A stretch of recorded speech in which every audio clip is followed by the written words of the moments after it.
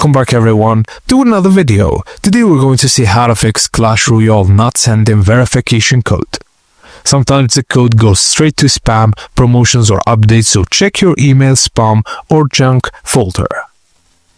Also, Supercell codes can be delayed when servers are busy. Don't request too many at once, that can delay it more.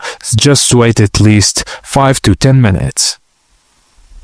Also, make sure you type the email correctly, no extra spaces, no spelling mistakes, and use the same email linked to your Supercell ID. And tap "Didn't get the code, resend," but wait at least 30 to 60 seconds between each request. And finally, you can try VPNs because they often block verification emails from Supercell. If you're using it, just turn it off.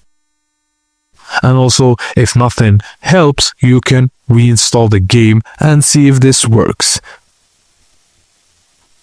And that's it guys, as simple as that. Thank you for watching, and please don't forget to like and subscribe for more tips and tricks like this.